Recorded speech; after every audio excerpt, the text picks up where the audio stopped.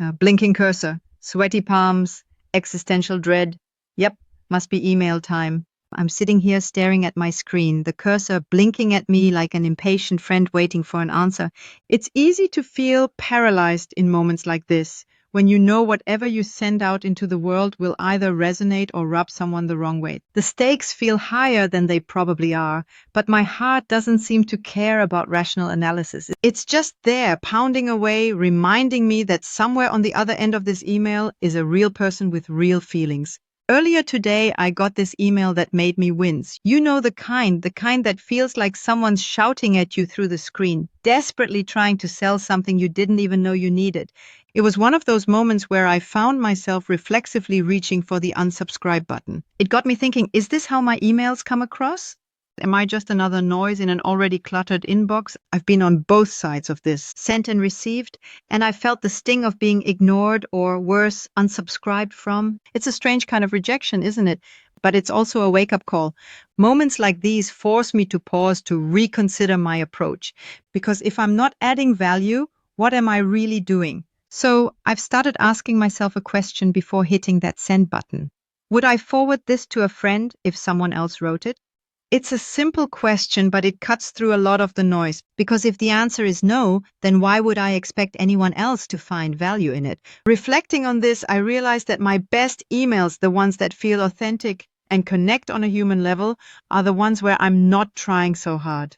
They're the ones where I'm just sharing something I genuinely believe might help or interest someone. They're not polished to perfection. They're a bit raw around the edges, and that's okay. I remember this one time a few months back when I was writing an email about a new product we were launching. I was trying to get everything just right to make it sound as compelling as possible. But the more I edited, the less genuine it felt. It was like I was squeezing the life out of it. Frustrated, I scrapped the whole thing and just wrote from the heart.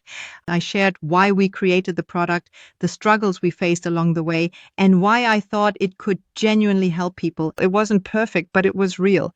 And you know what? That email got more responses than anything else I'd sent in months. It's a paradox, isn't it? The harder we try to sell, the less effective we become. But when we just speak from the heart, people can sense the authenticity. They can smell the desperation in a hard sell from a mile away, but they're drawn to honesty like a magnet. Of course, it's scary to be that open. There's always a risk. What if people don't like what I have to say? What if they disagree? But then again, isn't that the point? To spark a real conversation, even if it means not everyone will agree with me. I often find myself wondering about the fine line between being persuasive and being pushy. There's a subtle art to it, and I'm still learning. Every email is an opportunity to get it right, or to fail and learn from it. And maybe that's the beauty of it. The process itself is a journey, an ongoing dialogue with my audience. It's messy, unpredictable, and at times uncomfortable. But it's also incredibly rewarding. Sometimes I think about the emails I've saved over the years, the ones I've forwarded to friends or flagged for later. They're not the slickest or the most polished. They're the ones that made me feel something, that spoke to me in a way that felt genuine. They're the ones where the sender didn't try to be perfect. They just tried to be real. So here I am, staring at this blinking cursor, reminding myself that it's okay to be vulnerable. It's okay to be imperfect. Because in the end, that's what makes us relatable, isn't it? Our flaws, our doubts, our moments of uncertainty. They're what make us human. And maybe that's the real lesson here, to stop trying to be perfect and just show up as myself, to write the kind of emails I'd want to receive, honest, helpful, and human. Because if I can make even one person feel a little more understood, a little less alone, then it's worth it. So before I hit send, I'll keep asking myself that question. Would I forward this to a friend if someone else wrote it?